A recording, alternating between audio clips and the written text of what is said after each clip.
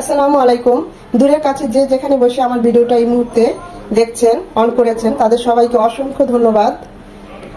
দেখতেই পাচ্ছেন আজ শাহী পোলাও করেছি, খুবই লোভনীয় লাগছে, খেতেও খুব ভালো হয়েছে। খুবই মজাদার এই পোলাওটা, যে কোনো বিফ দিয়ে, চিকেন দিয়ে বা সালাদ দিয়ে, যে কোনো কিছু দিয়ে এটা খাওয়া যায়, তন্দুরি দিয়েও খাওয়া যায়। তো কথা না বাড়িয়ে চলুন আমরা মূল ভিডিওতে চলে যাই। শাহী পোলাও বা সুগন্ধি পোলাও যে যেটা বলে, সেটার জন্য এখানে নিয়েছি আমি 500 গ্রাম পোলার চাল, চিনি গুঁড়া পোলার চাল নিয়েছি।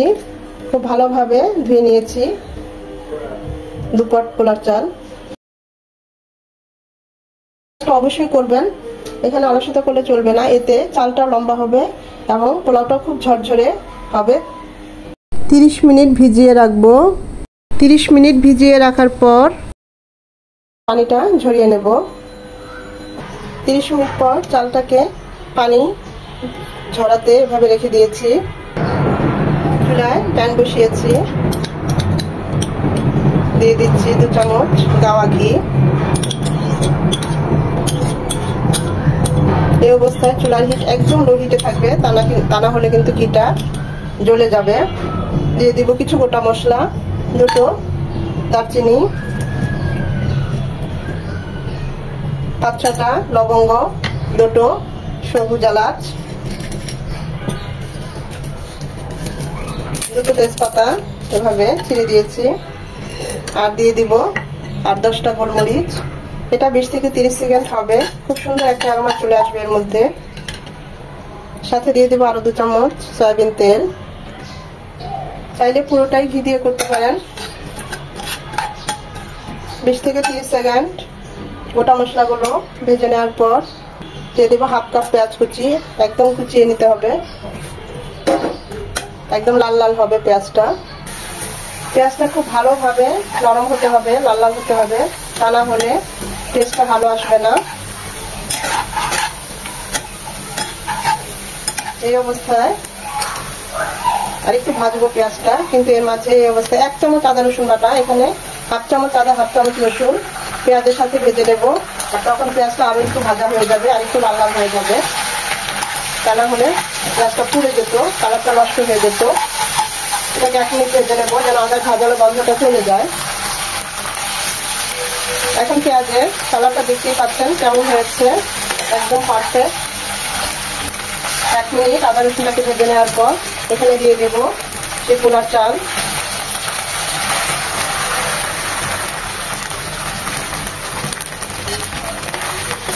এটাকে 4 থেকে 5 মিনিট খুব ভালোভাবে ভেজে নেব।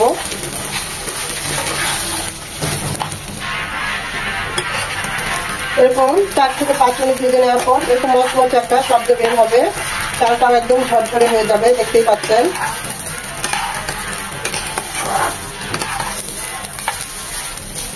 ভাজা ভাজা হয়ে যাবে চালটা।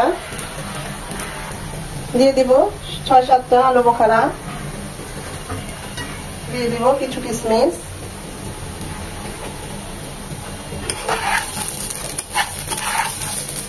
আরো 2 মিনিট এভাবে ভেজে নেব।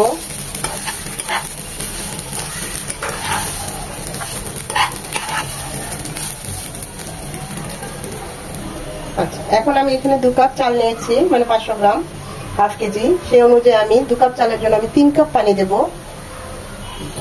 পানিটা আমি আগেই ফুটিয়ে রেখেছি, একদম ফুটানো পানি দিতে হবে। দেখতেই পাচ্ছেন আমার পানি থেকে একদম ধোয়া বের হচ্ছে।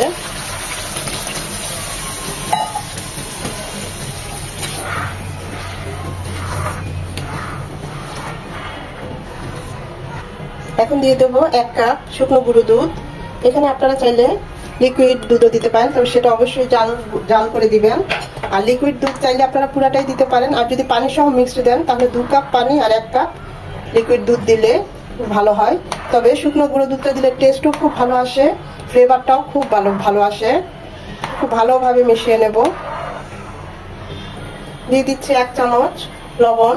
প্রথম স্টেজে লবণটা একটু বেশি দিবেন পরিমাণের চেয়ে, কারণ যখন চালটা ফুটে আসবে, পোলাওটা হয়ে আসবে কাছাকাছি, তখন দেখবেন লবণের পরিমাণটা কমে যাবে। তাই প্রথম অবস্থায় লবণটা পরিমাণের চেয়ে একটু বেশি দিবেন। এটা ফুটে আসা পর্যন্ত অপেক্ষা করব। ফ্লেভারের জন্য আমি দিয়ে দিচ্ছি আস্ত কাঁচামরিচ। খুব সুন্দর একটা কাঁচামরিচের ফ্লেভার আসবে।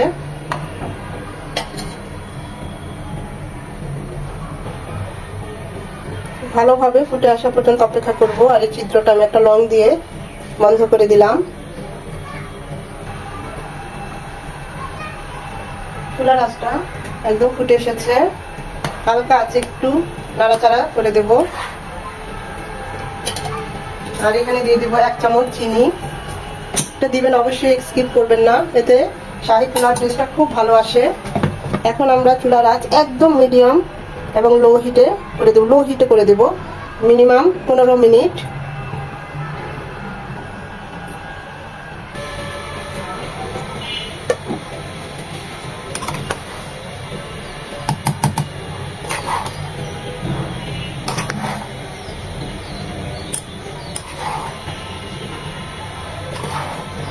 মাশাআল্লাহ, দেখতেই পাচ্ছেন আমাদের রাইসটা একদম ঝরঝরে হয়েছে।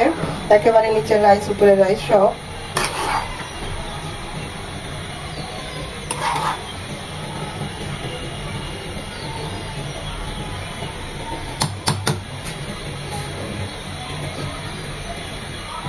পেঁয়াজ ভেস্তা ছড়িয়ে দিচ্ছি কিছুটা।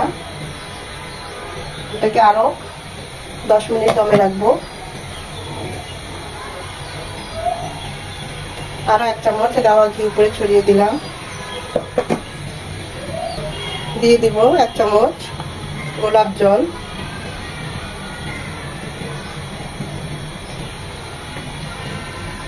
এখন এটাকে আরো 10 মিনিট দমে রাখবো। 10 মিনিট পর আমি চুলাটা অফ করে দিব।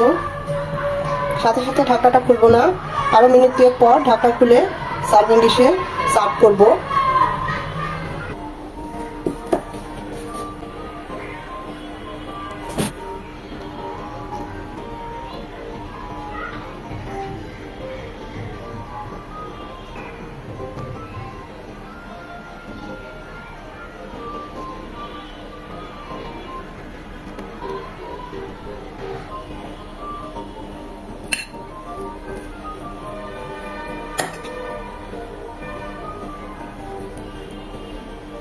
এটা এতটাই মজার, আপনারা বিফ দিয়ে খেতে পারেন, রোস্ট দিয়ে খেতে পারেন, যে কোনো কিছু দিয়ে খাওয়া যায় এই পোলাওটা।